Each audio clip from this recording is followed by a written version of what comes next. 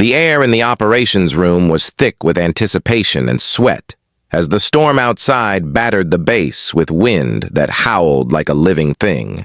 And inside the dimly lit room, a group of hardened Navy SEALs stared at the mission board as the final details of the emergency extraction flickered across the screen. The tension was electric. Some of these men had been through hell and back, but this mission was different. This was a deep incursion into enemy territory, a hostile zone with anti-air defenses and tight canyon passages where one mistake could mean total loss. And as the SEAL captain moved to the front of the room, his voice cut through the hum like a blade.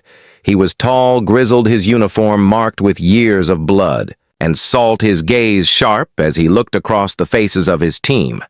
Then he said it loud and clear. "Any combat pilots here?" And just like that, the room fell into silence that pressed against the walls like pressure at the bottom of the ocean. They looked around at one another, uncertain, confused. No one had expected that question. Not here, not now. The operation had already been delayed due to weather and mechanical failures, and now they were short. One critical piece. The air support pilot had been grounded after a failed systems check, and the backup had been medevaced hours earlier with a shrapnel wound from a training mishap. Time was not just running out, it was already gone, and that was when she moved, at the back of the room, seated. Just inside the doorway was a woman most of the team had barely noticed before Lieutenant Harper Wren transferred in 3 weeks earlier from a classified rotation overseas. Her records were sealed under a layer of clearance that made it impossible for anyone below flag rank to access, and she had kept to herself, never raised her voice, never joined the jokes or the poker games or the weight room she ate, alone, trained alone, and lived like a ghost among wolves. But now she was standing slowly, silently, her expression unreadable as she stepped forward into the circle of harsh white light at the center of the room. For a moment, no one said anything. No one moved. It was as if time itself had paused to watch her. Her uniform was regulation, but worn tight, efficient. Her boots scuffed from use but polished like glass. Her hair was pulled into a simple braid that framed a face not particularly intimidating. Not particularly striking, just quiet and still and deadly calm. The captain raised one eyebrow and stared at her like she was a puzzle made of C4 and razor wire, and asked flatly, "You a combat pilot?" She nodded once and did not blink, and her silence was louder than shouting. The captain looked around the room, then back at her. "What? Do you fly?" he asked, and again she answered with just 2 words. "Ghost talk, sir." And for the first time since the briefing began, the room shifted. The men looked at each other, expressions changing from doubt to disbelief to something sharper, something that looked a little like fear, because the Ghost Hawk was not just any bird. It was the kind of machine that never saw daylight, never flew without 5 levels of approval, the kind of helicopter that vanished into mountains, never to be spoken of again. And yet here was this woman claiming to fly it like it was just another Tuesday. The captain crossed his arms and narrowed his gaze. "Say again." "Lieutenant, what did you say?" She looked him in the eye and repeated it, same tone, same certainty. "Ghost Hawk." Sir, her voice had the quiet edge of someone who had said this before in rooms where no one believed her until she proved them wrong. He stepped forward, now towering over her, but she didn't flinch, not even a breath out of place, and he asked her to list her flight hours, and she did with perfect memory. Missions over terrain, so classified even he had to pretend he didn't recognize the code names, drops under fire extractions, under blackout operations, with 0 margin and 0 rescue plans. When he reached the end of the list and saw the look in her eyes, he didn't ask if she was lying, because men who lie don't stand like statues during storms and stare down wolves without blinking. The team was watching now, every man in the room, processing the shift, the tilt of the world as they realized this ghost among them might be something more than just another paper warrior. The captain gestured toward the hangar with his thumb. "You got 10 minutes, Lieutenant. "Show me the bird," and, without a word, she turned on her heel and walked out, and they followed all of them, boots echoing down steel corridors as the storm cracked again above them, like the sky was splitting apart. The hangar was alive with floodlights and shouted orders, and aircraft bathed in cold silver light. The Ghost Hawk sat at the far end, covered in its usual veil of secrecy rotors, still its hull a thing of black matte silence. Wren walked up to it and placed a hand on its side like greeting an old friend. Then she moved into the cockpit with practiced ease, flipping switches, running diagnostics, her hands gliding over controls like fingers over piano keys. And when she powered the systems, the bird hummed like something alive coming awake for the first time in weeks. The crew chief, watching from the deck, swore under his breath and said that bird wasn't flight ready, and yet it was purring now like it had waited for her all along. The captain climbed in behind her and checked the board. Every green light was clean. Every system flashed online. He stared at the controls, then at her, and asked, "How did you do this?" She didn't answer, just looked up at the sky where the clouds were closing in tighter, faster, heavier, and that was when the base radio crackled to life again with a new voice. A new code, red mission update evac point, moved 30 clicks east terrain. Hostile canyons, deep high anti-air, confirmed 0 satellite cover team pinned under fire, need immediate airlift or there. Gone. The captain turned to her again, voice lower. "Now, you still want this bird?" She didn't look at him, just flipped one more switch and said, "Yes, sir." Lifting now. And with that, the Ghost Hawk began to rise, the ground falling away below them as she took them straight into the dark heart of the storm with nothing but silence in her voice and fire in her hands. And then just as they cleared the base perimeter, the radar lit up with a new signal, something fast, coming in from the north unidentified. No call sign, no response, moving too fast, too quiet, and too straight for comfort. The co-pilot leaned in and asked her, "What is that?" And she didn't answer. Not yet. The Ghost Hawk cut through the heavy sky like a blade, through velvet black clouds swirling.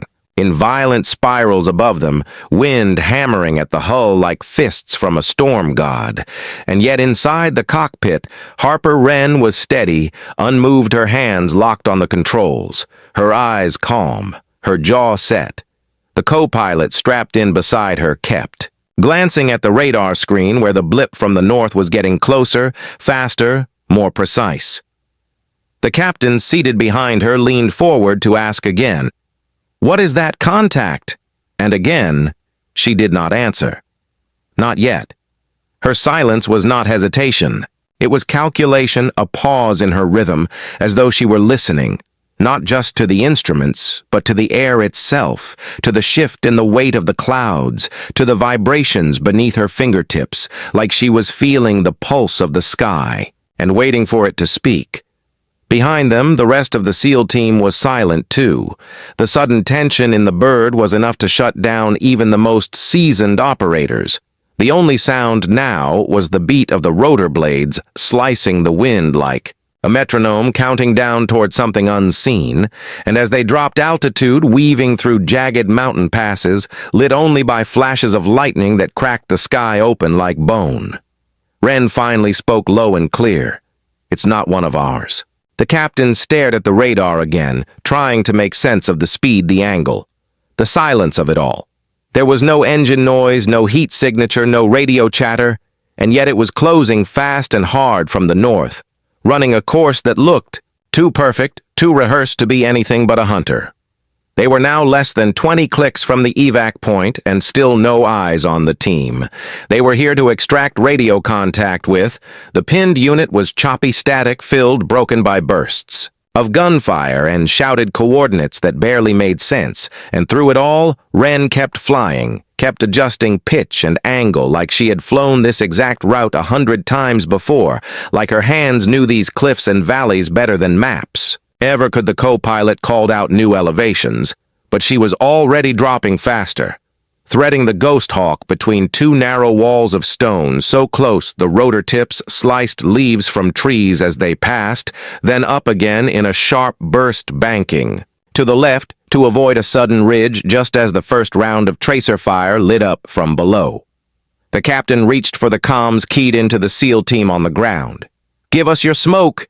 Give us your flare!" he barked, but there was only more static. More gunfire, and then finally a voice broken and barely audible. "South Ridge, red smoke, one wounded sniper position above us. Suppressing from East Hillside." Wren processed that in a heartbeat, shifted the nose of the bird east and climbed fast, ignoring the blip on the radar that was now just 2 clicks out and rising into their altitude like a ghost with a vengeance. Her voice sharp now, but not loud. "Everyone brace. This is going to get hot fast." The valley opened before them, and there they were. The team below crouched behind shattered stone. A figure lying motionless on the dirt, blood staining the dust red, and a flash of crimson smoke spiraling up through the wind like a signal flare from hell, and on the ridge above, figures in the shadows. With muzzle flashes like lightning, Wren didn't hesitate. She tilted the Ghost Hawk sideways, giving the right gunner a clear line of fire. And he opened up, unleashing a burst that lit the cliff face with fire. The enemy ducked for cover, but not fast enough. One fell hard, another staggered back, and that was enough. The SEALs on the ground moved, lifting the wounded soldier, dragging him fast toward the incoming bird. Wren dropped the Ghost Hawk like a stone feet from the ground, the rotors chewing up dust and gravel, her voice cutting through the comms load fast. 30 seconds max. "We are not staying." And even as she said it, she was watching the radar. The blip was gone. Vanished just as they hit the LZ. And that was not good. That was never good. When something fast and hostile disappears without a trace in a hot zone. The co-pilot glanced at her, his face pale. Something's not right. And she nodded, eyes scanning the dark horizon, engines whining hot the moment the last SEAL was aboard. She pulled the bird up fast, rising in a corkscrew to avoid the RPG that came screaming from the east, just 1 second too late. The captain moved to the door, looking down at the fading combat zone, and then back at her. "Where the hell did that contact go?" he muttered, and Wren just kept climbing higher, faster, banking west, then back south, trying to break line of sight. But the question hung in the air like smoke, because whatever that was on the radar, it hadn't been local, it hadn't been friendly, and it sure as hell hadn't been random. And then the co-pilot swore loud and hard because the radar was lighting up again, not from the north this time, but directly above. It was diving on them now, fast and silent, and still no ID, no call sign, no IFF ping. And then for the first time, Wren's face changed just a fraction, the steel in her eyes sharpening into something darker. She punched a hard left throttle, spinning the Ghost Hawk sideways, and the SEALs in the back went weightless for a breathless second as the hull screamed under the torque. "What the hell is that?" shouted the captain. And Wren didn't answer, didn't need to. Because now they could all see it, a shape in the sky. Not a plane, not a drone, something smaller, sleeker. No visible markings, no lights moving, like nothing should move through air. It was right behind them, following every move, every turn, like a shadow sewn to their tail. And worse than that, it wasn't firing, it wasn't even locking on, it was just watching, tracking, learning like a predator testing its prey. The gunner swung his weapon toward it, but Wren barked, "No, hold fire. It's baiting. Us don't show aggression, not yet." And her hands danced on the controls again, changing altitude, speed, direction, trying to throw it off and failing. The captain stepped forward, gripping the back of her seat, and asked her, "What the hell is that thing? And how do you know not to shoot?" And she didn't look at him, just said, "Because I've seen one before." And then she added low and almost to herself, "And I was never supposed to see it again." That sentence sucked the air out of the cockpit more than the altitude did, because in it was something deeper than fear. It was knowledge, a kind of horror that only comes from surviving something. No one else does something. You sign NDAs about something that gets buried in off-the-record black ink missions that don't exist. places that don't show on maps, the object was still there, still behind them, unmoving, unblinking, and Wren made a choice. She dropped altitude again toward a narrow gorge that sliced through the mountain range like a wound, and she told everyone to hold on tight. The Ghost Hawk nosedived into the shadows, the winds whipping harder now. The walls of the canyon just meters away on either side, and the team in the back could hear the other aircraft, the unknown craft still following, still watching. And then just when they thought they'd lose it in the tight pass, it matched their dive angle perfectly. And that was when Wren did something. No one expected she killed the power. The Ghost Hawk went dark, engines off, systems silent, dropping like a dead weight through the gorge, everyone on board, weightless hearts in throats, gravity clawing at their guts, and for 3 full seconds they were ghosts themselves, falling through blackness with no sound, no lights, no way to predict what came next. And then, just before impact, she reignited the turbines and pulled up so fast the entire hull screamed and groaned like a living thing, torn between death and survival, and they soared up out of the gorge into open air, but the sky above was empty. The object was gone, vanished as suddenly as it had appeared, and then Wren spoke again, voice flat and final. "We're not done, not even close." The sky was a shredded curtain torn apart by lightning, and Wren felt every quake in her bones. As they soared above the peaks where no moon dared shine through the clouds, she leaned into the controls, whispering to the Ghost Hawk, as though feeding it courage, holding tight to the cyclic collective pedals, feeling the hum of twin engines demanding respect beneath her fingertips, and behind her ears the roar was holy and terrifying. The crew in the back watched with wide eyes, seeing the world pull away beneath them, villages like spiders in candlelight, canyons like yawning jaws ready to swallow, steel and flesh alike. The SEAL captain braced himself in the cargo bay, hands clasped around the frame of the hatch, earplugs pressed tight, his voice gone heavy with wind, his throat raw. He'd seen pilots jump out heroically, seen bird after bird go down, but never like this. Never someone taking turn after turn in the sky like she was drawing lines with fire on the canvas of the night. Wren pulled hard on the collective and rolled the Ghost Hawk to the right, diving under a bolt of lightning. A crack in the sky that split clouds like ancient stone. The co-pilot gripped his panel. The radar flickered, then came alive, showing not just blanks, but waves of signal loops, echoes dancing in and out of reality as that unknown craft surfaced again, on the screen just overhead and moving with them like it knew their route, like it was anticipating their next move. Below them, the wounded SEALs breathing ragged, echoing in the cabin feet, swapping weight, trying to brace against the back wall. And the dust and grit that seeped in through hose lines and vents, the smell of fuel and sweat, sharp like acid, and in that flavor of danger, Wren's mind looped back to the file she'd seen months ago, a file stamped secrets, eyes only of eyes. Only hidden missions, where she'd seen sketches of aircraft that weren't supposed to fly public missions, but flew shadows and nightmares, and that made the shape over them more than just unknown, as they pushed forward toward safer altitude. Wren glanced back at the rear-view mirror built into the cockpit frame, the chopper's tail and the black void beyond a flicker of metal. In that darkness, a red glow, then gone.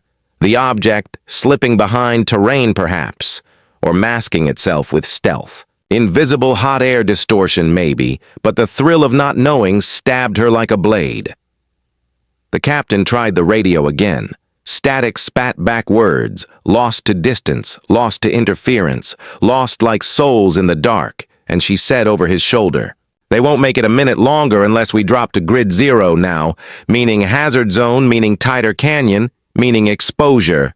And she steeled her gut and angled descent through cliffs that looked more like walls of obsidian than earth, and the winds tossed them savage. Every turn made the rotor wash, bite into rock faces, clouds slapped the cockpit windows, rain hissed through small fissures in armor, and she found herself flying by instinct, by memory, by maps burned into muscle, not paper. They were so close now, so close to the evac point, so close to getting the team home alive, but God, the unknown aircraft was still there, stalking them from above or behind or inside their own shadow. She couldn't tell which. Suddenly, the Ghost Hawk jolted a violent shudder like it had slammed into something invisible. The alarms screamed inside her mind. The engine flickered, one gauge dipped red, then jumped back green, but that was enough. She cursed under her breath and banked hard away from the canyon wall, away from plunging cliffs towering like judgment above them. And in that twist, the unseen watcher followed without hesitation, matching yaw, matching pitch, almost mocking. The captain behind her gripped his harness whites of knuckles, showing as the bird spun, half-banked, then straightened. She could feel the rotor tips humming a song of strain. Metal parts under pressure, what hadn't broken, already creaked and groaned beneath them. And the fuel gauge ticked downward so fast, each percent lost felt like betrayal. They broke the canyon mouth, finally spraying out into the open air, a gasp of relief that hit everyone like cold water. But there was no cheering, no laughter, no moment to breathe because the sky above was bleeding. With unnatural light and the unknown blip on radar solidified into shape.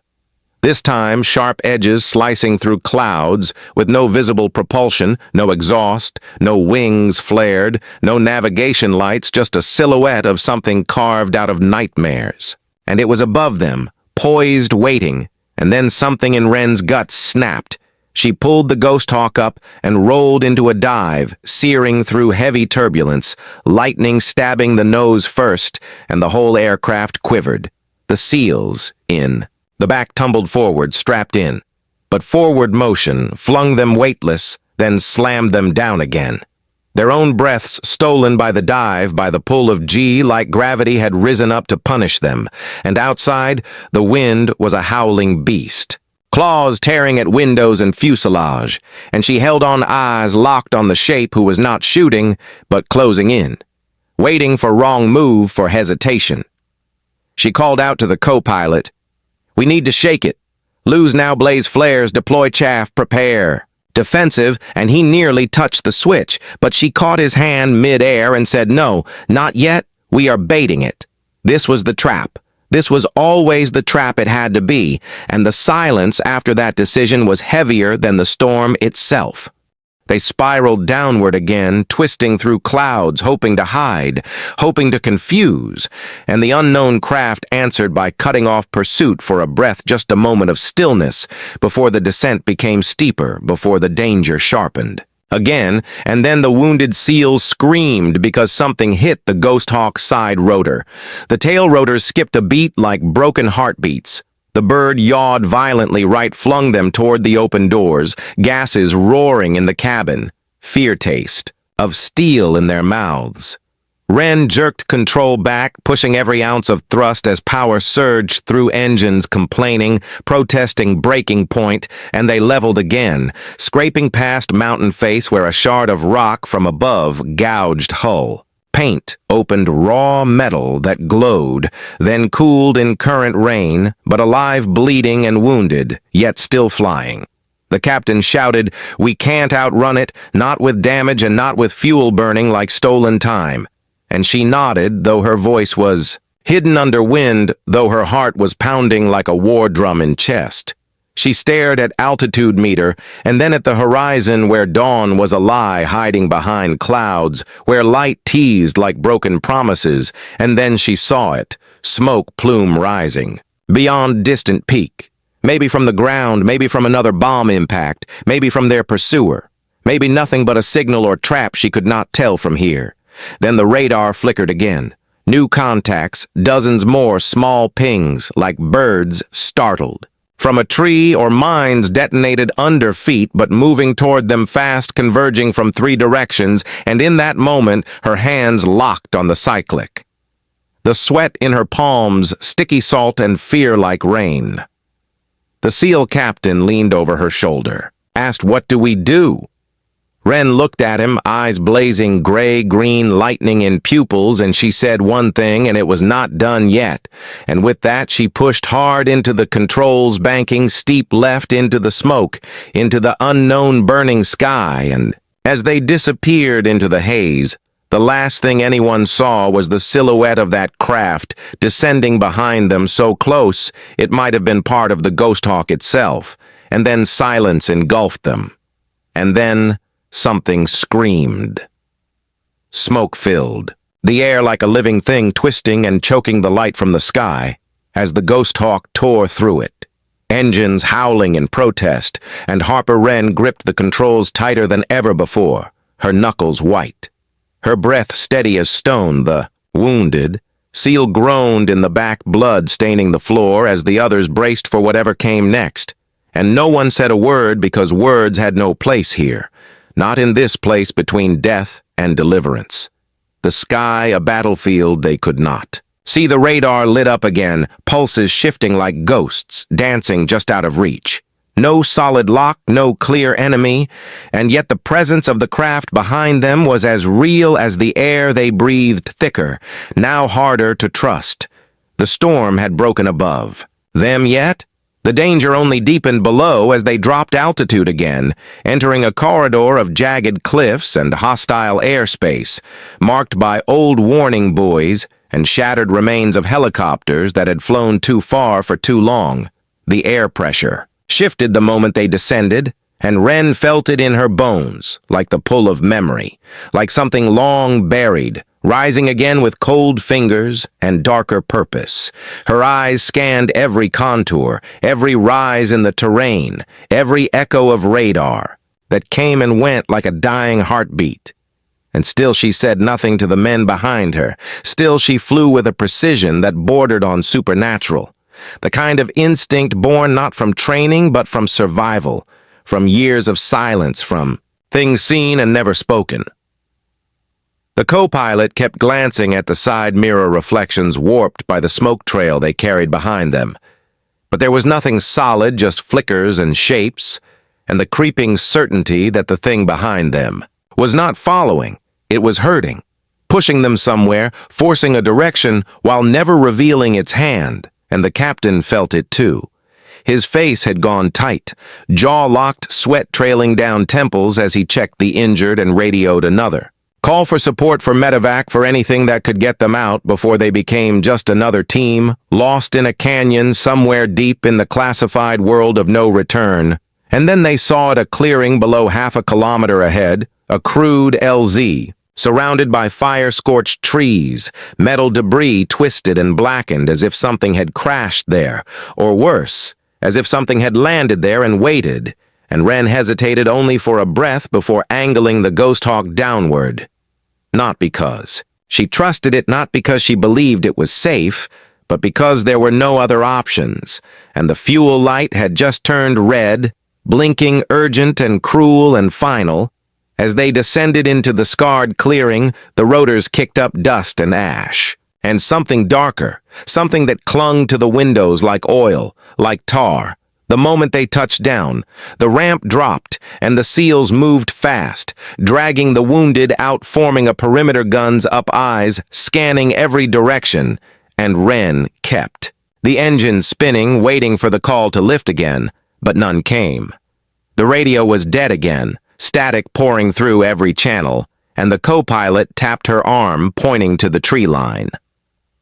There was movement not from one direction, but three shadow-like figures low to the ground, moving in patterns not like human scouts, but like predators testing wind speed and approach angle, and Wren knew instantly that these were not insurgents, not locals, not any known force she had trained to counter, and she stood up, leaving the cockpit for the first time in hours, stepping down the ramp slowly, hand on her sidearm, eyes never blinking, as the captain turned to her and said low and sharp, "What the hell is this?" And she answered with a voice like ice, "They were waiting for us." And then the first shot rang out, not from them, but from something above. The sound was unlike anything they had ever heard. Not gunfire, not a missile launch, but something deeper, lower, a pulse that hit the ground like a shock wave, shaking trees and rattling bones, and when the team turned to fire, they found nothing. No target, just trees and silence, and the feeling that something had moved past them faster than sight, faster than sound. Ren grabbed the captain, pulling him toward the side of the wreckage that could serve as cover, shouting for the team to regroup, to hold tight. But even as she did, she knew it was not enough. The perimeter was breached already. Whatever they were facing was already inside their lines, already among them. And then she saw it. One of the SEALs dropped to his knees, eyes wide, no visible wound, no blood, just gone, staring into the sky, and shaking as if something had crawled into his head and unplugged his soul. The co-pilot screamed from inside. The bird. Something in the instruments. Something impossible. And when Ren ran back into the cockpit, the screen was full of new signals. Not one, not two, but a swarm. Dozens of them closing from every angle, none with identification, none responding. To hail, just converging with eerie synchronization like a coordinated hunt. And she realized then they were not being chased. They were being studied, and the moment of escape was never real. It was a test, a scan, a cage. She keyed open the secure frequency, one only certain Black Ops teams knew, and whispered a code phrase buried deep in her memory, Red Vector Echo 17, and waited, heart pounding, praying someone would answer, even though she knew the odds were dead flat. And yet a voice came through. Distorted robotic female cold response received hold, position initiate delay pattern 20, and then the line cut. The co-pilot asked, "What did that mean?" And she said, "It means we are not supposed to survive, but someone is watching," and the captain demanded answers now, all of them. "What are we fighting? What is this?" And Ren looked at him, eyes flat, hands steady, and said, "You want truth, you better pray you never get it." Before he could speak again, the lights in the cockpit flickered, the screens went black, and then something hit the side of the Ghost Hawk. Not explosive, not physical, but like pressure. Like the whole bird had been shoved sideways by air that carried weight and malice. The hull groaned, metal whined, and the wounded man screamed. Again as shadows began to move, not around them, but through them. Ren grabbed the yoke again, fingers flying across dead systems trying to breathe life back into the machine, and she whispered to the Ghost Hawk like an old friend, "Not yet. Not now, one. More time, just one." And then the engine coughed once. Lights blinked, and the rotors began to spin again, weak but alive. And she turned to the captain. Eyes locked. "We lift in 20 seconds. We burn low and fast. You cover port side. Nothing follows. Us? And nothing gets left?" He nodded and moved to the hatch, shouting orders as the SEALs fell back one by one toward the rising bird, covering angles, firing into shadows that did not bleed. And when they were all aboard, Ren punched the throttle, and the Ghost Hawk screamed skyward like a phoenix on fire. But as they climbed past the blackened trees and into open air, the radar lit up again. Not with one, not with many, but with a single massive shape above them, bigger than the rest, darker and waiting, and then the lights went out. The lights were gone, but the engines still screamed like beasts from some other world caught between fire and fury, and Harper Wren kept her hands on the controls like they were the only things still real in a sky that had turned against them. The Ghost Hawk was climbing barely the altimeter, rising in short stutters, as if even the aircraft was unsure if it should keep going, and behind her the SEAL team sat in breathless silence, staring into the dark windows, listening.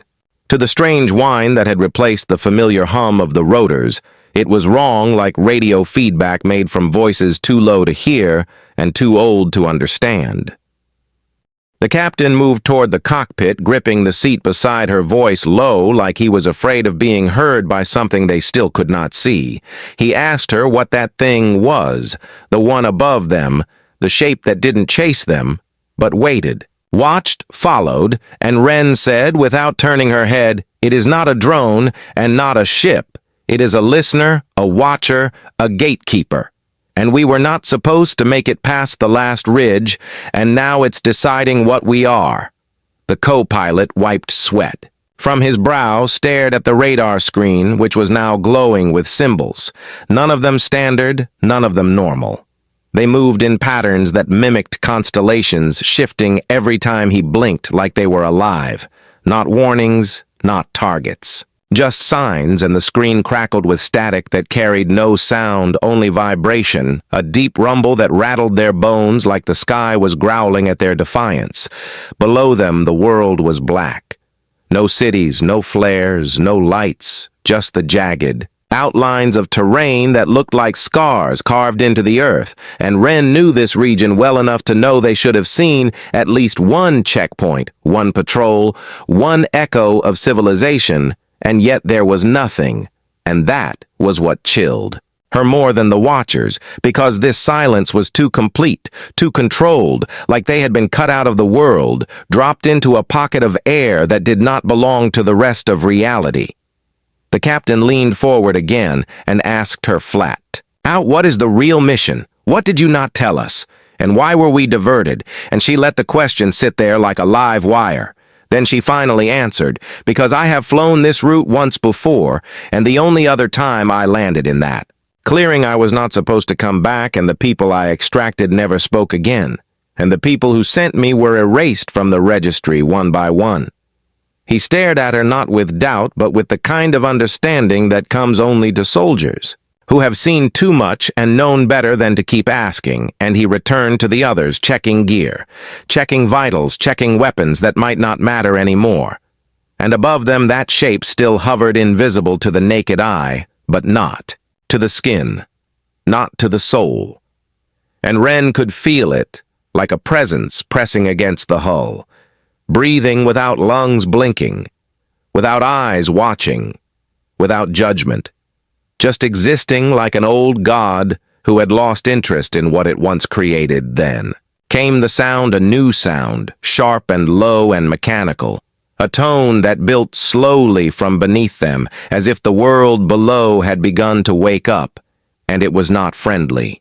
It started in the floor of the cabin, a slow vibration like a heartbeat, but not human, and the lights flickered back on.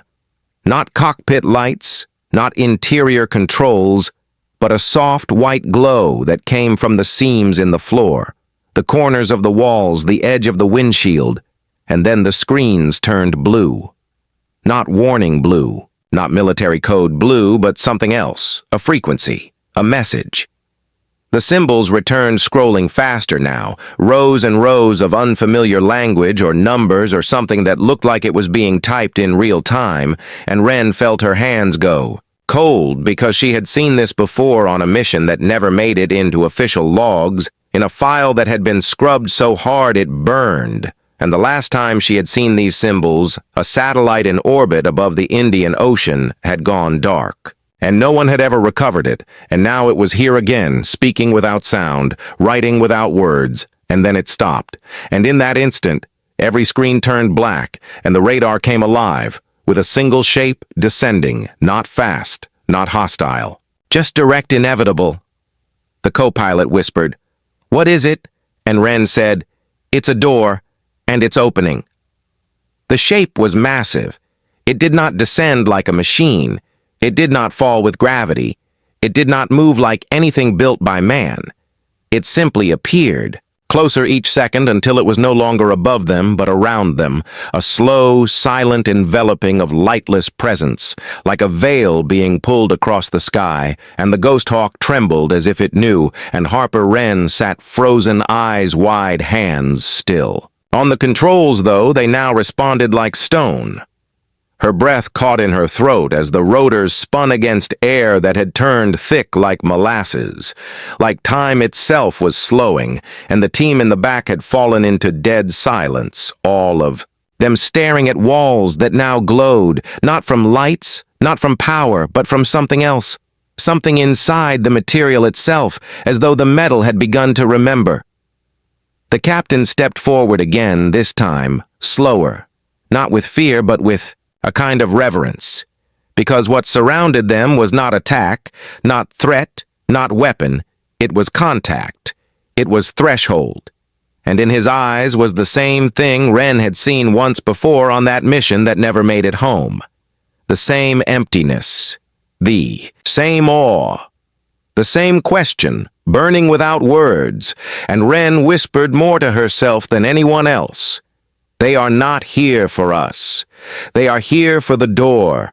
The radar was gone now, the screens blacked out, and yet every surface of the cockpit now shimmered, with strange lines that formed no map, no diagram, no code, just shapes and movement, and the co-pilot leaned close to her asking, "What do we do?" And she said, "You do nothing. You wait, you breathe, and if it lets you go, you fly." And then the light changed, not brighter, not darker, just different.